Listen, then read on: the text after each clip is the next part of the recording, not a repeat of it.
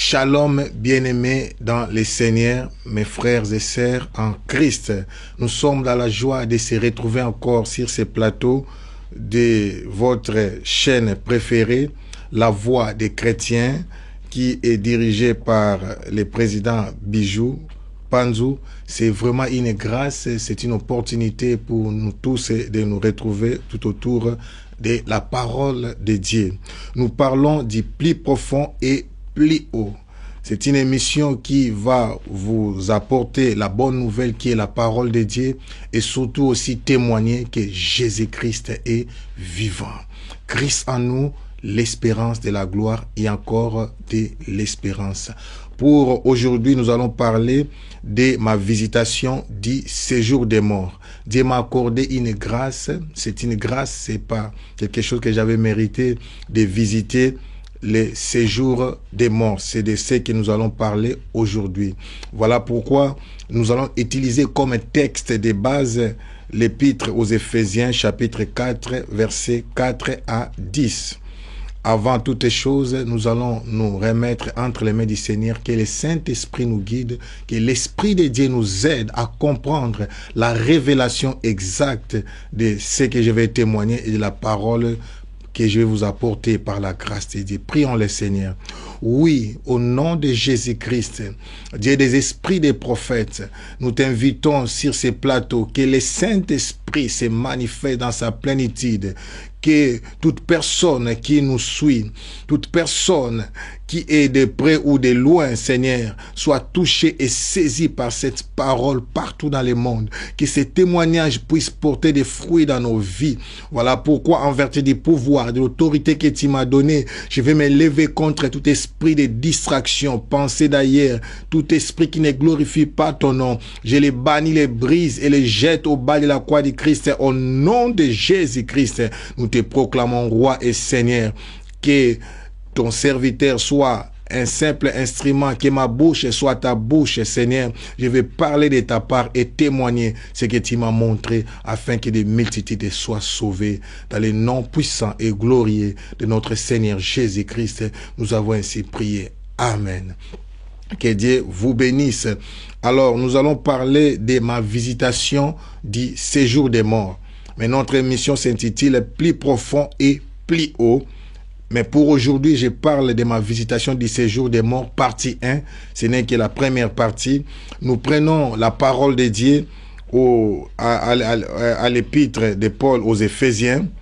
Éphésiens chapitre 4, versets 4 à 10. Nous allons lire ensemble. C'est de là que j'ai tiré plus profond et plus haut. Plus profond et plus haut, c'est le thème de notre émission. Alors, j'aimerais que nous puissions utiliser la Bible, la version de la Bible français courant. Là, c'est bien expliqué par rapport au plus profond et plus haut. Quand je parle de et c'est le verbe être. Donc, plus profond et plus haut. Alléluia, que Dieu vous bénisse. Alors, je vais lire la parole de Dieu ensemble. Je crois que vous avez pu ouvrir vos Bibles. Nous lisons ensemble. Il y a un seul corps et un seul Saint-Esprit. De même qu'il y a une seule espérance à laquelle Dieu vous a appelé. Il y a un seul Seigneur, une seule foi, un seul baptême. Il y a un seul Dieu, le Père de tous, qui règne sur tous, agit pour tous et demeure en tous. Cependant, chacun de nous a reçu un don particulier. L'un de ceux que le Christ a généreusement accordé. Il est dit dans l'Écriture, quand il est monté vers les auteurs, il a capturé des prisonniers. Il a fait des dons aux hommes. Or, que veut dire il est monté? Cela présuppose qu'il est aussi descendu dans les régions plus profondes de la terre. Celui qui est descendu est aussi celui qui est monté au plus haut des cieux, afin de remplir tout l'univers. Alléluia. Que Dieu bénisse sa parole. Cela présuppose, je répète, qu'il est aussi descendu dans les régions plus profondes de la terre. Celui qui est descendu est aussi celui qui est monté au plus haut des cieux, afin de remplir tout l'univers. Je t'apporte la bonne nouvelle. Le Dieu que tu sers, Jésus-Christ que tu as accepté comme Seigneur et Sauveur, c'est lui qui est descendu dans des régions profondes, les plus profondes de la terre. Donc c'est plus profond, et qui est aussi monté au plus haut des cieux, afin de remplir tout l'univers. Moi, je l'appelle aussi le maître de l'univers. Il contrôle toutes choses. Jésus-Christ est au-dessus et le trône de Jésus-Christ est élevé au-dessus de tous les trônes. L'autel de Christ est élevé au-dessus de tous les autels. Cela veut dire il est au-dessus de tous les féticheurs, de tous les magiciens, de tous les occultistes, de tout ce que tu peux imaginer comme puissance, pouvoir. Il est au-dessus de toutes les dominations, de toutes les autorités, de toutes les principautés. Le Dieu de la Bible est fidèle et puissant. Je ne comprends pas comment les gens peuvent imaginer que les magiciens, les occultistes peuvent opérer plus que les chrétiens. Oh, il faut avoir la connaissance. C'est pourquoi la Bible dit dans 11, 4 et 6, mon peuple périt faute de connaissance. Alors, nous voulons comprendre l'épître. Nous voulons d'abord situer le contexte. La ville d'Éphèse n'était pas située loin de Laodicée, en Asie mineure, c'est-à-dire la Turquie actuelle. C'est de là que se trouve la ville d'Éphèse, la Turquie actuelle. Alors, le thème de cet épître est majestueux et l'apôtre Paul l'aborde d'une manière unique, extraordinaire. J'aime l'apôtre Paul, sa façon d'aborder, de parler, d'expliquer la parole, d'expliciter la Bible, parce que la parole de Dieu est expliquée d'une manière implicite, mais ce n'est que le Saint-Esprit qui nous aide à voir l'explication claire de ces révélations. Alors, dans cet épître, il s'agit de la véritable nature de l'Église. Donc, apôtre Paul parle de la véritable nature de l'Église. La véritable nature de l'Église n'est autre que le corps de Christ. Est-ce que vous imaginez cela? Si l'Église est le corps de Christ, c'est-à-dire l'Église, c'est Christ lui-même.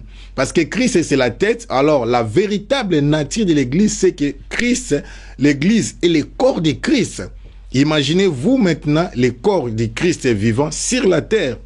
Or, Christ vivant sur la terre a manifesté le surnaturel dans une dimension extraordinaire. C'est pourquoi nous devons avoir une bonne compréhension de la parole de Dieu et une bonne définition de l'Église.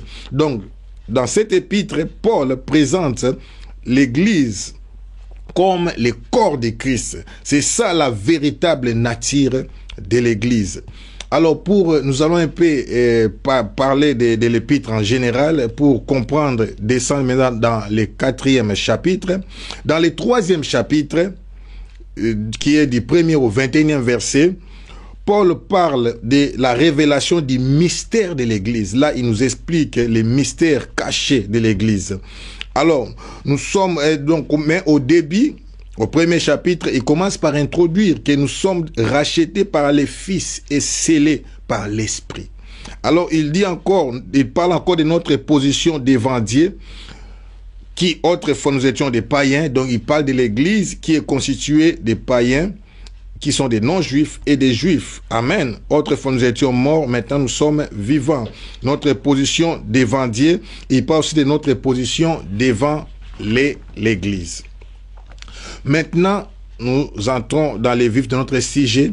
Au 4e chapitre, maintenant, jusqu'au 6e chapitre, Paul parle de notre façon de vivre en tant que chrétien. Alléluia. C'est de là qu'est sorti c'est ce que je vais vous enseigner aujourd'hui qui va nous conduire dans mon témoignage. Alors, dans plusieurs anciens manuscrits grecs de cette lettre, les mots à Éphèse sont remplacés par un blanc. C'est-à-dire, la Bible et la colombe met ces mots entre crochets. Et la traduction écuménique de la Tobe écrit simplement aux saints et fidèles en Jésus-Christ. Cela veut dire, pour attirer votre attention, cet épître n'était pas seulement adressé à l'église d'Éphèse, mais c'est adressé aux saints et aux fidèles en Jésus-Christ. Donc l'épître est adressé à nous tous, aux bien-aimés qui sont déjà en Jésus-Christ, mais qui ne comprennent pas qui ils sont réellement. Alléluia. Parce que quand on dit que l'église, c'est le corps de Christ. Or, Christ, c'est la tête. Nous sommes des membres. Alléluia. Donc, nous faisons partie du corps de Christ. Parlons maintenant de la première mention du mot église dans la Bible. La première mention du mot a été citée par Jésus-Christ dans Matthieu 16, verset 18. Jésus-Christ dit ceci, et moi, alléluia, il dit, Matthieu 16, verset 18, et moi je te dis que tu es Pierre, et que sur cette pierre, je bâtirai mon église, et que les portes du séjour des morts ne prévaudront point contre elle. Alléluia, je répète, c'est Jésus qui parle à Pierre. Et moi je te dis que tu es Pierre, et que sur cette pierre, je bâtirai mon église, et que les portes du séjour des morts ne prévaudront point contre elle. Là où Jésus parle de l'église, il parle aussi du séjour des morts. Parce que mon témoignage aujourd'hui va concerner ma visite dans les séjours des morts. Dieu m'a fait la grâce d'aller visiter les séjours des morts. Alors, ce qui est intéressant, c'est le mot séjour des morts. Jésus-Christ parle de l'église, mais il dit que les portes du séjour des morts ne prévaudront point contre elle. Beaucoup d'orateurs, beaucoup des éminents hommes de Dieu oublient cette explication. Pourquoi, en parlant de l'église, Jésus a parlé directement aussi du séjour des morts? Prévaloir, c'est le verbe qui veut dire lutter pour vaincre. Donc, l'église est la cible du diable, du séjour des morts, du monde des ténèbres. Pourquoi? Parce qu'à l'église, il y a la vie. Et là où il y a la vie, il y a aussi le combat. Or, le combat, l'opposé de la vie, c'est la mort. Alléluia. À l'église, il y a la vie. Mais l'opposition de la vie, c'est la mort. Amen. C'est ce qui fait que l'église est très combattu. C'est pourquoi nous sommes appelés à soutenir l'église. Nous sommes appelés à soutenir des hommes de Dieu, des serviteurs, des servantes qui se battent nuit et jour pour soutenir cette œuvre, pour faire avancer le royaume de Dieu. Alors, nous allons comprendre la suite par rapport toujours à ces textes. La Bible dit, dans Apocalypse, tu vas encore lire. Maintenant, Jésus-Christ est ressuscité. N'oubliez pas, dans Éphésiens, il est écrit que celui qui est monté, c'est le même qui est descendu dans des régions les plus profondes de la terre. Donc, le ministère de Jésus, ce que nous avons lu dans Éphésiens 4, versets 4 à 10, consistait à descendre jusqu'aux plus profondes régions de la terre. Pour aller faire quoi? Maintenant, écoutez maintenant ce que la Bible nous dit dans Apocalypse 1, 18. Il dit, et les vivants, c'est Jean, apôtre, qui voit la vision. Il dit, et les vivants. Il dit, j'étais mort, et voici, je suis vivant au siècle des siècles. Oh, je parle à quelqu'un. Jésus-Christ est vivant. Alléluia. Toi qui es désespéré, toi qui as perdu une personne chère, toi qui es désemparé, tu es déboussolé, tu ne sais plus quoi faire, tu ne crois plus en toi-même. Mais je suis venu t'apporter la bonne nouvelle. Christ en nous, l'espérance de la gloire. Jésus-Christ est vivant. Il dit ceci à apôtre Jean. Il dit, et le vivant, j'étais mort et voici, Apocalypse 1, 18, et voici je suis vivant au siècle des siècles. Je tiens les clés de la mort et du séjour des morts. Alléluia. La bonne nouvelle est que Jésus-Christ est vivant au siècle des siècles. Et la Bible dit, il tient les clés qui représente les pouvoirs de la mort et du séjour des morts. Avant que je n'entre dans mon témoignage, nous allons parcourir quelques versets dans l'Apocalypse pour comprendre la mort et le séjour des morts. Que représentent ces deux mots ou bien ces deux choses? Alors, je vais continuer dans Apocalypse 6, 8. Là, il est écrit, j'ai regardé et voici Paris, un cheval d'une couleur pâle. Celui qui l'est monté s'est nommé la mort. Et le séjour des morts l'accompagnait. Le pouvoir leur fut donné sur les quarts de la terre pour faire périr les hommes par l'épée, par la famine, par la mortalité, par les bêtes sauvages de la terre. Là, nous parlons de l'ouverture du 4e sceau. Maintenant, ici, La mort et les séjours des morts sont présentés maintenant comme des esprits, donc comme des personnages. Il dit, j'ai regardé, voici, dans Apocalypse 6, 8, les choses sont de plus en plus claires.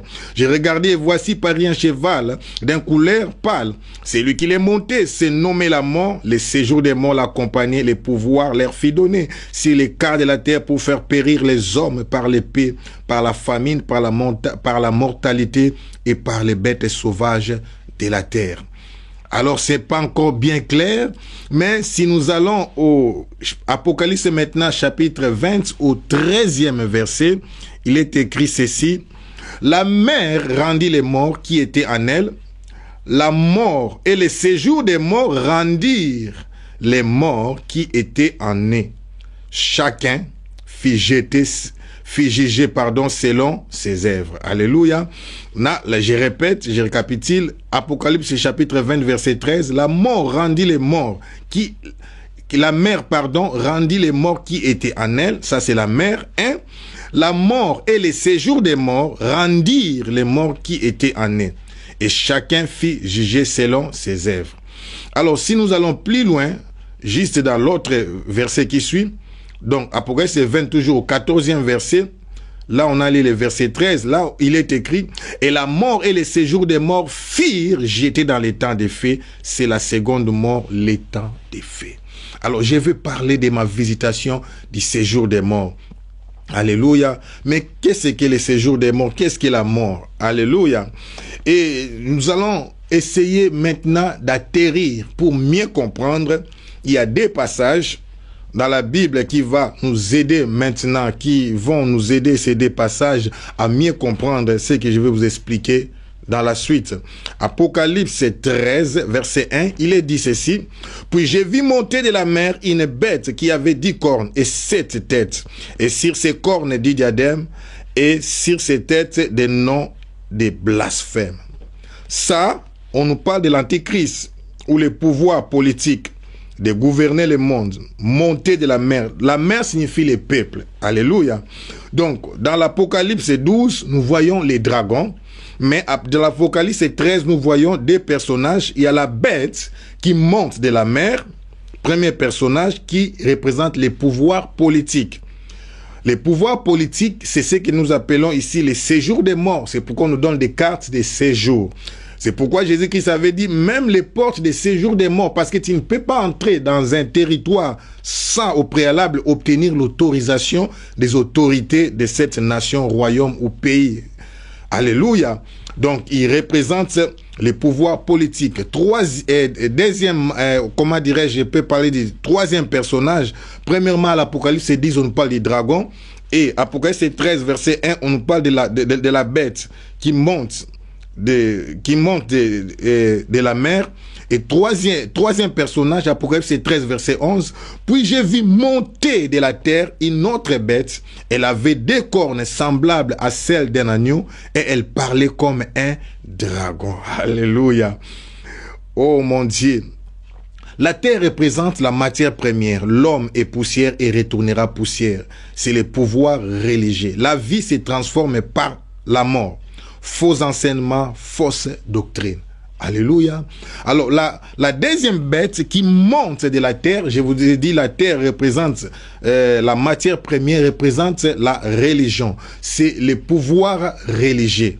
Ça, maintenant, c'est les faux prophètes. Amen. Qui vient, il est comme, on a vu ses cornes. C'est d'un agneau. Elle parlait comme un dragon parce que l'apparence ne peut pas tromper ce qui est à l'intérieur. Par son apparence, c'était un agneau, mais en parlant, il parlait comme un dragon, comme son père, comme celui qui le commande ou bien celui qui l'a envoyé. Alléluia. Donc, j'aimerais dire ceci, l'Église est combattue par la mort et le séjour des morts. Or, la mort, c'est le pouvoir religieux et le séjour des morts, c'est le pouvoir politique. Regarde, qui ont tué Jésus-Christ? Ce sont les religieux, amen. Les pharisiens, les sadducéens, mais ils se sont ligués ensemble avec les pouvoirs politiques, l'Empire romain. Donc, jusqu'à présent, le monde, quand Adam a chuté, c'est l'homme maintenant qui avait vendu son pouvoir entre les mains de Satan, et c'est le diable maintenant qui dirige le monde, mais par ses deux pouvoirs, les pouvoirs politiques et les pouvoirs religieux. Les pouvoirs religieux, ce sont des faux enseignements, parce que le diable, c'est le père du mensonge. Je vais commencer maintenant mon témoignage. C'est l'une des raisons qui fait que nous sommes appelés, peuple de Dieu, à soutenir nos serviteurs. Nous sommes appelés à soutenir l'Église. L'Église est vraiment combattue. Et ce qui est important, vous allez comprendre que la première bête montait. Alléluia, montée de la mer. Et la deuxième bête aussi montée de la terre. Donc tout ce que tu ne contrôles pas te dirige. Pour tout diriger, c'est pourquoi Christ est descendu dans des régions plus profonde, inférieure de la terre, afin il est monté aussi au plus haut des cieux pour prendre le contrôle de tout l'univers. Ton Dieu est au contrôle de toutes les choses. N'aie pas peur. Toi qui traverses des moments difficiles, toi qui traverses des moments des épreuves, je suis venu t'annoncer la bonne nouvelle que Dieu est au contrôle de toutes les choses. Je vais commencer maintenant mon témoignage. Alléluia. Oh, que Dieu vous bénisse. Mon nom, je m'appelle Boubi Théophile. Je suis né d'une famille de 7 garçons et la cadette qui est une fille. Moi, je suis 6e de cette famille. Je suis né dans une famille religieuse. Nous sommes nés et grandis dans la religion. On aimait les choses de Dieu, mais on n'avait pas la révélation exacte de la parole de Dieu. Je suis aussi ici d'une famille de prophètes.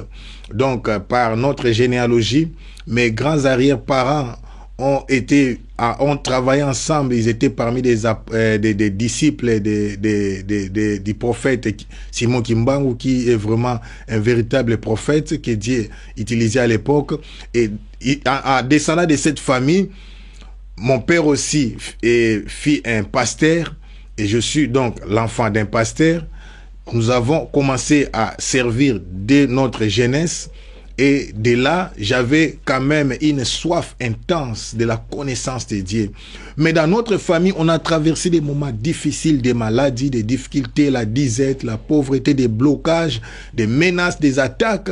J'avais compris que la religion était impuissante devant les diables.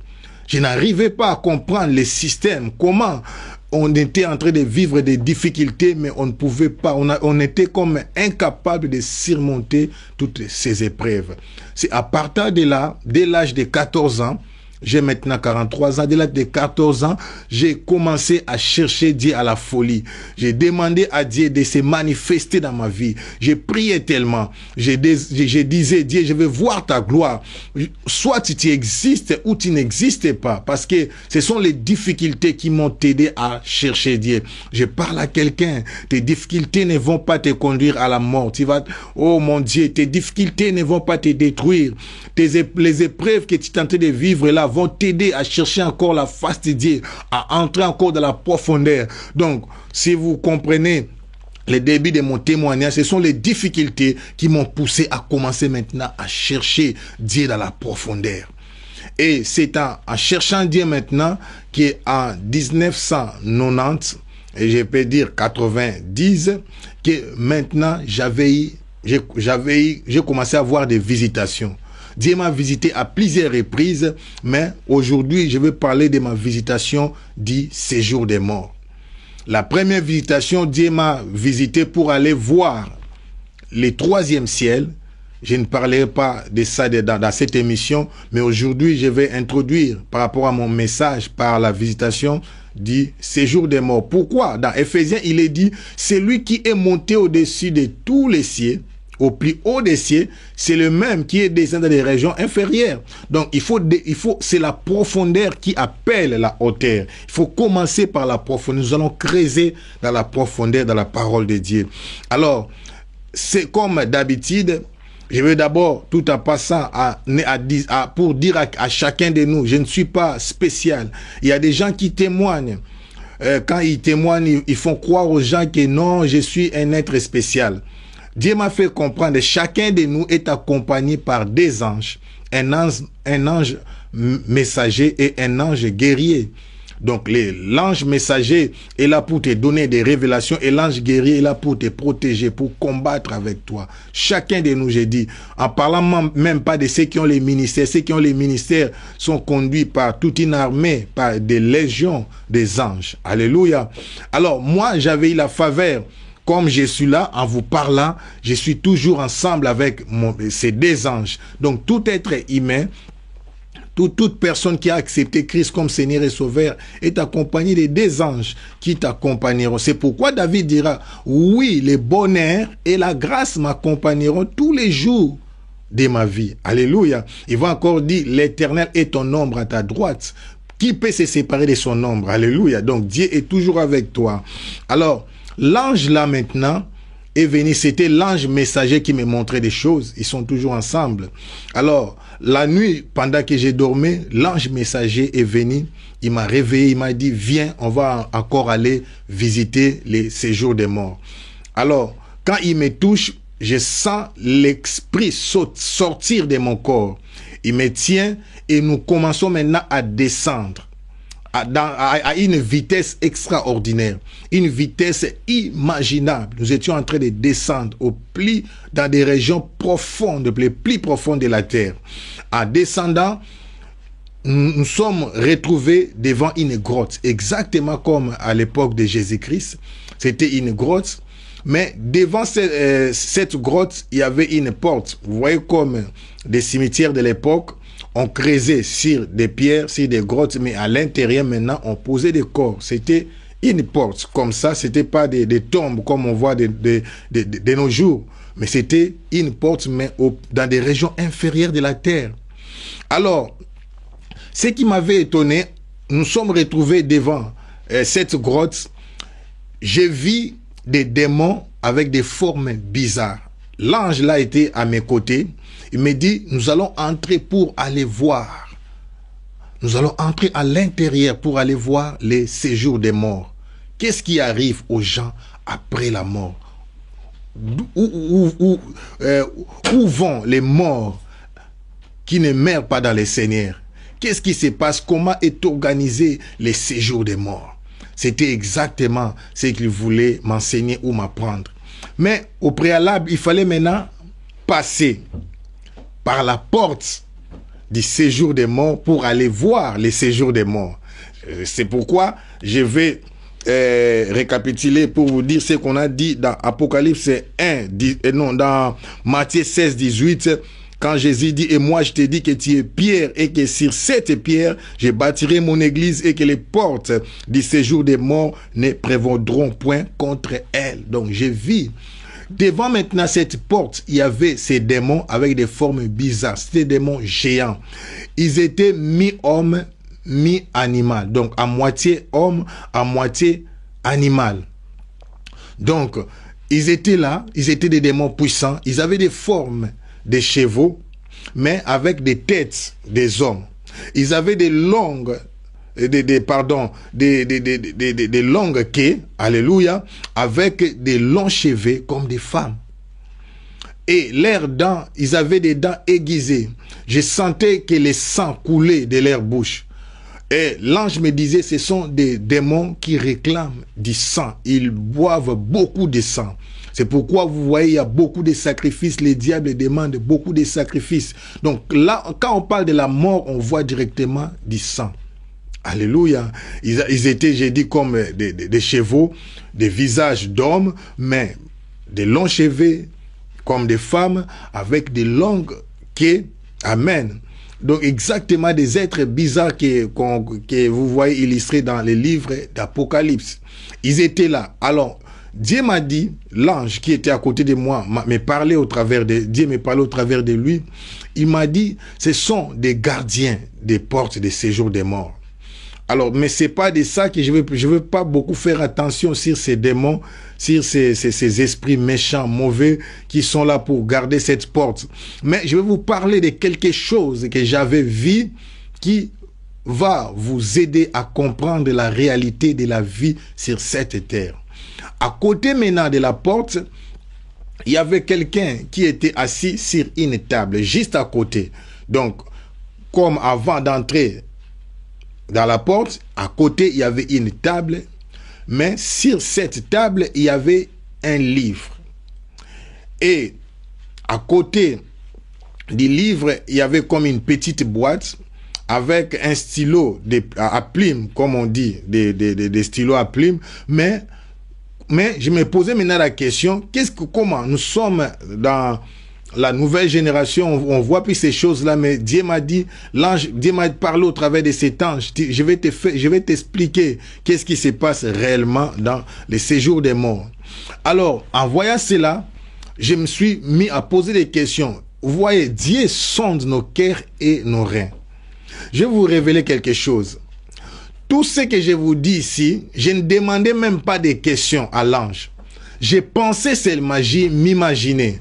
C'est pas comme si, mais exactement, l'ange était en train de sonder toutes mes questions ou bien toutes mes préoccupations. À chaque fois que je m'étonnais, je me posais une question et automatiquement, l'ange me répondait. Il me donnait des réponses par rapport à ce que j'étais en train de penser au fond de moi. C'est extraordinaire. C'est pourquoi la Bible dit, ne vous inquiétez de rien. Dieu connaît nos besoins, il connaît nos intentions, il connaît nos préoccupations. Il va prendre soin de vous. Oh, ne sois pas découragé. Christ en nous, l'espérance de la gloire. Alors, je vais parler de ces livres-là. À côté là, il y avait un livre. Nous allons prendre encore nos Bibles pour parler de ces livres.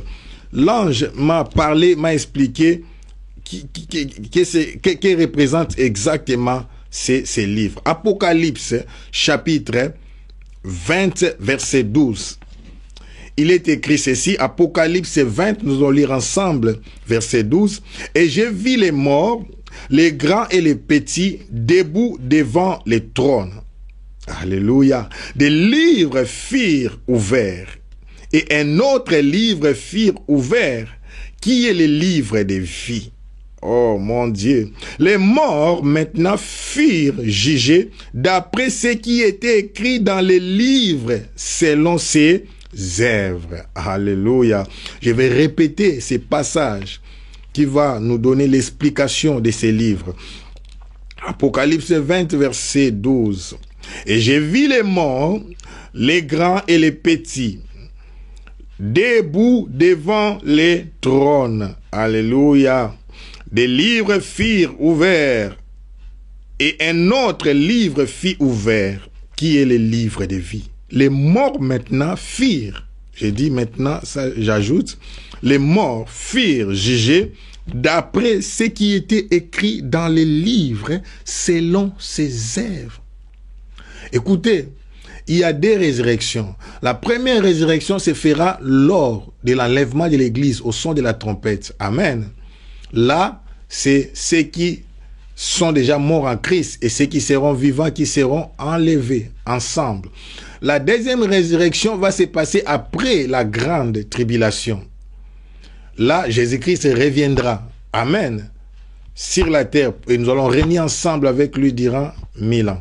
Ensemble, là, les morts maintenant, les vivants qui avaient raté l'enlèvement, qui étaient restés, qui avaient puis résister jusqu'à la fin, qui vont persévérer jusqu'à la fin, qui seront sauvés, vont maintenant être ressuscités. Ça, c'est la deuxième résurrection. Mais nous, ceux qui seront ressuscités par Christ, que ce soit par la deuxième résurrection, que ce soit par l'enlèvement de l'église, ne seront pas jugés.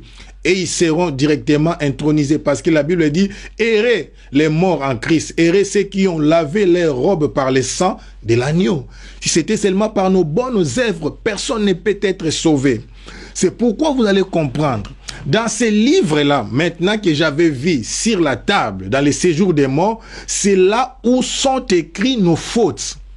Oh mon Dieu. Alléluia. Pourquoi? Il est écrit, les morts furent jugés d'après ce qui était écrit dans les livres. Alléluia. C'est là. Oh, nos fautes ne commencent pas par nous. C'est pourquoi il est question du sang. Amen. Les fautes commencent déjà à partir d'Adam. Donc, par les liens de sang, déjà, on écrit. Oh, qu'est-ce que l'ange m'a dit? L'ange m'a dit ceci. Là, maintenant, c'est le registre des morts. Donc, tout être, tout ce qui est né d'Adam et Ève, la Bible dit, tous ont péché et sont privés de la gloire de Dieu. Donc nous sommes tous considérés comme des morts. Nous sommes enregistrés. C'est pourquoi à la naissance de Jésus-Christ, vous voyez, il y a eu recensement. Qui était en train de recenser? C'est les pouvoirs politiques. Amen. C'est les pouvoirs politiques qui était en train de recenser.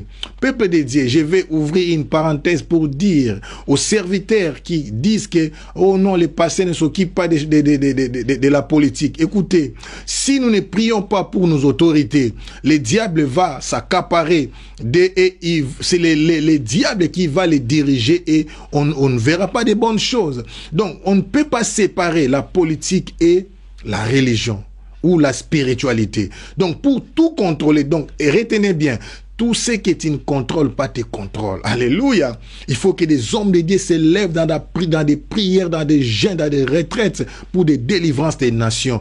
Et là où il y a eu des réveils des nations, ces nations aussi ont prospéré. Je parle de toutes les nations. Amen. Et pourquoi en Israël, nous voyons aussi des pouvoirs. Écoutez, quand on parle du trône, là, j'avais pas expliqué. Selon Apocalypse 13, verset 1, quand on parle du trône, on voit les rois. Quand on parle de l'autel, on voit les sacrificateurs. Donc, Apocalypse, la première bête, Apocalypse 13, verset 1, qui monte de la main, qui représente les pouvoirs politiques, représente les trônes. Ça, c'est la royauté. La deuxième bête qui monte de la terre, qui représente le pouvoir religieux, représente l'autel. C'est les sacrificateurs. Roi sacrificateur. Nous voyons la trinité satanique, comment les diables imitent Dieu, il prend le contrôle du trône, il prend aussi le contrôle de l'autel. Amen. Donc il faut pour contrôler maintenant les trônes, alléluia, il faut contrôler l'autel, alléluia, parce que c'est l'autel qui soutient les trônes. Donc on ne peut pas séparer ces choses. Alors, l'ange me dira ceci, c'est dans ces livres-là maintenant que sont écrits nos fautes. C'est pourquoi Jésus-Christ dira à apôtre Jean, vous comprenez maintenant toutes choses, vous comprenez maintenant pourquoi il est descendu dans des régions inférieures, pour aller faire quoi? Selon Colossiens 2,14, la Bible dit, il a effacé l'acte dont l'ordonnance nous condamnait. Il y avait déjà une ordonnance qui était écrite à notre défaveur, pour qui nous condamnait, qui nous liait en qualité de descendants d'Adam et Ève. Alléluia. C'est pourquoi, toi qui as accepté Christ et comme Seigneur et Sauveur, tu as la grâce. Tu ne fais plus partie de cette descendance. Amen. C'est avec aussi ces pouvoirs que les systèmes de nos coutumes fonctionnent. Dans nos coutumes, on fait ceci, dans nos coutumes, on fait cela. D'où viennent toutes ces lois, tous ces principes? Ça vient du monde des ténèbres. Alléluia, c'est important. Alors, il a commencé à m'expliquer, en me disant que c'est dans ces livres-là que sont écrits les noms des morts. Donc, quand tu meurs sur la terre, c'est déjà programmé. Sur la terre, on peut dire que la mort, c'est comme un voleur, mais dans les séjours des morts, ils savent, on te reçoit et on regarde dans les registres, on voit ton nom, on pointe, non, on vient de récupérer notre comment dire, chair ou nourriture, ou bien de récupérer un des membres qui a été perdu. Dans les séjours des morts, quand ils reçoivent Christ comme Seigneur et Sauveur, chez eux, c'est une perte. C'est comme si tu as été perdu. Alors, ils font tout pour te récupérer. Voilà pourquoi rester chrétien n'est pas une chose facile. Il faut mener une vie de prière intense, une vie de prière efficace pour demeurer et rester chrétien. Alors, il me dira, les stylos là, des plumes est utilisé pour écrire, pour noter, pour faire enregistrement à chacun de nous quand il meurt. Donc pas nous, les gens qui meurent sans Christ, quand ils meurent comme ça, on utilise leur sang pour les enregistrer. Alléluia, vous me suivez? Donc là, les gens sont contrôlés. C'est pourquoi après cette émission, si tu n'as pas encore accepté Christ comme Seigneur et Sauveur, tu es la proie du diable. Alléluia. Tu es la chair, tu es sa nourriture. Donc tu es entre ses mains. Il te contrôle. Ne retiens bien, tout ce que tu ne contrôles pas te contrôle. Alléluia. Tu dois accepter la seule façon. Donc, vous voyez, il y a la mort et la vie. La Bible dit, j'ai mis devant vous la mort et la vie, mais choisissez la vie. La seule façon de recevoir la vie, c'est de recevoir Christ comme Seigneur et Sauveur et tu entres dans une église, là je parle pas seulement de l'église locale, de l'église universelle comme corps de Christ et tu deviens membre du corps de Christ. Donc si tu n'as pas encore accepté Christ comme Seigneur et Sauveur, tu es la proie du diable, tu es entre les mains du diable, tu es enregistré dans les séjours des morts. Il ne reste que les jours où tu vas mourir et là ils vont te prendre. Dans la prochaine émission, je vais parler des prisons qui se trouvent là dans les séjours des morts. Verset biblique à l'appui, nous allons comprendre que ce témoignage est biblique et c'est Dieu qui m'a révélé ces choses. Alléluia. Là, je parle du livre. Alors, qu'est-ce qui s'est passé? Je vais parler maintenant de l'autorité que nous avons. Là, dans Éphésiens, on a dit la nature de l'Église. Peuple de Dieu, il n'y a que l'Église qui a l'autorité et le pouvoir sur les séjours des morts. Alors l'ange me dira, nous allons avancer. Nous allons avancer pour entrer maintenant. Et là, je vais te montrer, je vais te faire voir, je vais t'expliquer des choses qui se passent dans les séjours des morts. Mais devant, il y avait ces démons bizarres. Alors j'avais au fond de moi la peur. Je voulais avancer, mais j'avais peur. Il me dit, ne crains pas, avance. Oh, je parle à quelqu'un, ne crains pas. Oh, je sais, Jésus-Christ te dit, et les vivants, j'étais mort et voici je suis vivant au siècle des siècles. Je tiens les clés de la mort et du séjour des morts. Ils n'ont plus aucun pouvoir sur nous, peuple de Dieu. Ils n'ont plus aucune autorité sur nous parce qu'ils ont déjà été vaincus par Jésus-Christ, par le sang de l'agneau qui crie plus que celui d'Abel. Alléluia. Alors, il me dit, avançons. On a commencé à avancer. Écoutez ce qui se passe. C'est de là que je vais vous donner dans d'autres émissions pourquoi les démons ont des formes bizarres. Mais je ne parle pas de ça aujourd'hui. Curieusement, malgré leur forme, malgré leur autorité, leur puissance, en s'approchant, je les ai vus s'agenouiller devant nous. Mon Dieu! Nous sommes des princes, nous sommes des princesses, nous sommes des co-héritiers de Christ. Quand je me suis avancé, ils se sont agenouillés. Alléluia. Ils se sont agenouillés avec révérence pour nous laisser le passage. Et je les traversais. Ils étaient nombreux. Donc, ils faisaient vraiment la garde. Comme vous voyez dans un quartier général, vous venez comme ça pour y entrer, il y a plusieurs gardes qui sont là pour contrôler l'entrée. Mais en passant, tous s'agenouillaient et nous laissaient le passage. Je m'avançais comme un prince jusqu'à ce que j'ai pris la direction de la porte et nous sommes entrés pour maintenant commencer notre visite du séjour des morts. Alléluia. Quelle grâce, quelle faveur. Nous sommes des co-héritiers de Christ. Alléluia. Nous sommes des princes et des princesses. Nous sommes investis de la puissance de Dieu. Alléluia. L'autorité, c'est le pouvoir de commander et de diriger. Alléluia. Maintenant, c'est lui qui a l'autorité, c'est lui qui a le pouvoir. Il a la puissance à sa disposition. Amen. Un prince ne peut pas être physiquement fort, mais à cause de son identité, à cause de son statut de prince, alléluia, il a le pouvoir. C'est pourquoi dans Jean 1,12, il est dit ceci, à tous ceux qui l'ont reçu, il a donné le pouvoir de devenir enfants de Dieu, lesquels sont nés ni selon le sang, ni selon la volonté des hommes, mais ils sont nés en esprit. Parce qu'au fait, on ne devient pas prince, mais on est prince. Alléluia. C'est pourquoi par la nouvelle naissance, on devient enfant de Dieu. Et quand on devient enfant de Dieu, on devient directement fils et fille du royaume. Et tu obtiens directement l'autorité sur les démons, sur les autorités, sur les principautés, sur toute la puissance de l'ennemi. Et rien ne pourra vous nuire.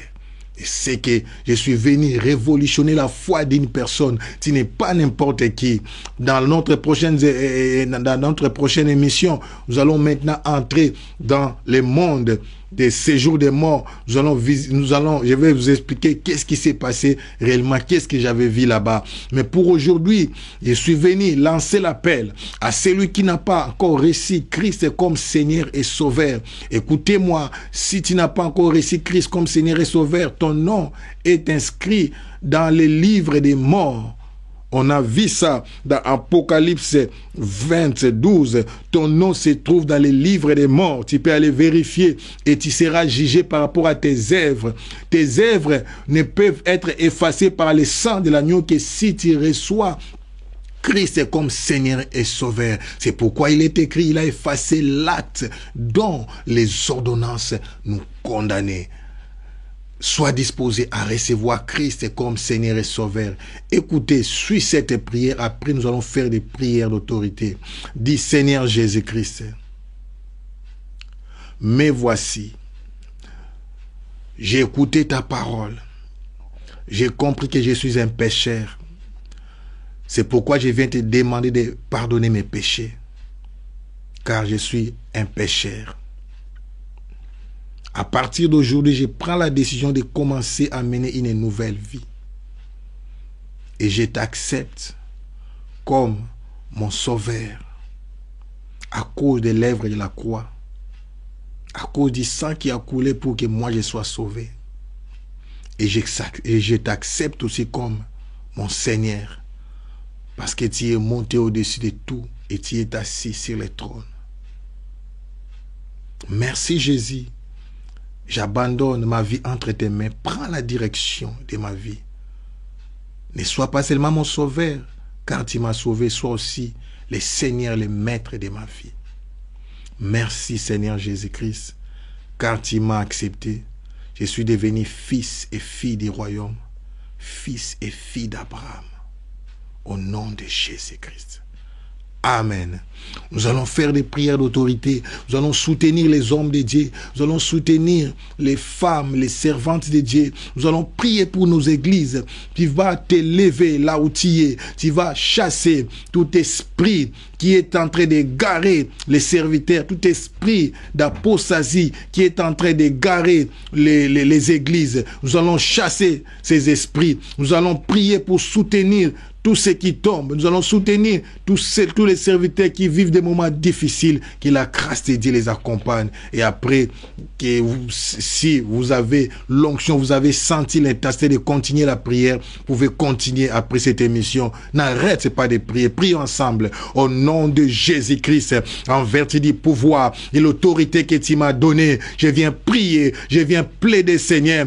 Oh, nous avons compris comment l'Église est combattu dès l'origine. Jésus-Christ a déclaré que les portes des séjours des morts ne prévaudront point contre elle, parce que l'Église est la source de la vie. L'Église est le corps du Christ. Voilà pourquoi nous venons soutenir tous les hommes de Dieu, toutes les femmes de Dieu, les servantes, les serviteurs de Dieu, toutes nos églises locales, toutes nos communautés, Seigneur. Lève-toi partout là où le nom de Jésus-Christ est prêché en esprit et en vérité, Seigneur. Que ton onction soit manifeste, que ta gloire se manifeste. Nous détruisons toute puissance satanique, démoniaque qui se lève pour combattre nos églises. Et nous te proclamons roi et Seigneur. Que la manifestation de Dieu soit palpable afin que des âmes soient sauvées. Toi qui es malade, touche là où tu souffres. Que l'Esprit de Dieu te touche. Oh, j'ai un message pour toi. Jésus-Christ m'a dit d'aller dire à son peuple qu'il est vivant. Jésus-Christ est vivant. Christ vit en toi. La gloire de Dieu est en toi. La puissance de Dieu est en toi. Reçois cette sémence de vie. Reçois cette faveur. Reçois cette grâce. Que rien ne manque et que rien ne soit détruit dans ta vie. Reçois ta guérison. Reçois ton miracle. Reçois ta guérison au nom de Jésus-Christ. Ramana Sakababawe. Commence à proclamer la victoire. Commence à dire merci. Prochainement, nous allons continuer notre témoignage. Dis merci à ces grands dieux. N'hésitez pas. Distribue ces messages. Partage ces messages au plus grand nombre de personnes pour que cette bonne nouvelle soit prêchée et que des milliers de vies soient sauvées. Que mon Dieu vous bénisse. À la prochaine.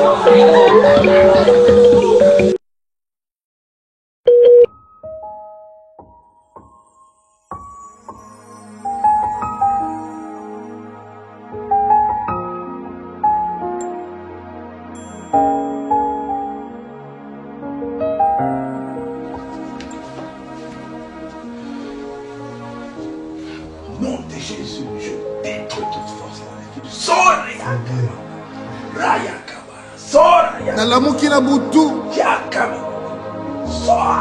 ongekatani pona moni likita banguna na ngai elombe telema na bomoi na ngai.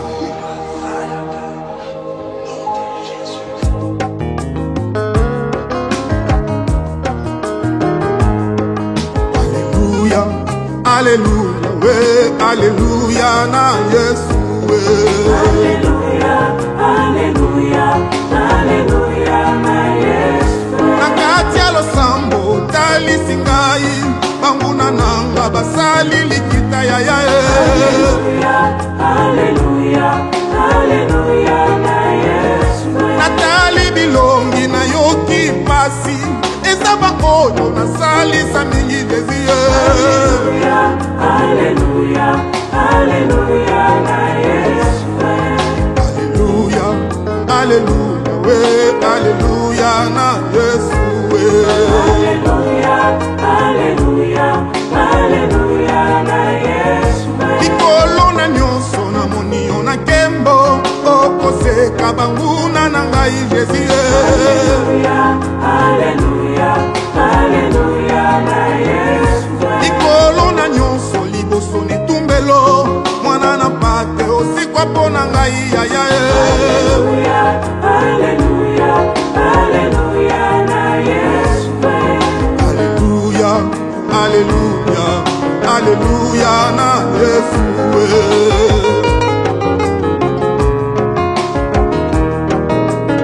Embaka alléluia, embaka alléluia, embaka alléluia, embaka alléluia. Elonga na malokungu na yowe, makasi na ngabonganga na yowe, elika na ngana bilaka na yo kamba, yezanga kate na tangwa pasi, yango na beleli yonganga banganga, yango na beleli elombe mobali, elombe telema na bomoi na ngai, yezanga kate na tangwa pasi, yembaka aleluya, yembaka aleluya, yembaka aleluya, yembaka aleluya, yango na beleli elombe mobali, yango na beleli yonganga banganga, yango na beleli yokosi na yuya, ezanga kate na tangwa pasi. Nani aluka yo monisama te elombe telema na bomoi na ngai kotika te banguna na ngai bayokisanga soni.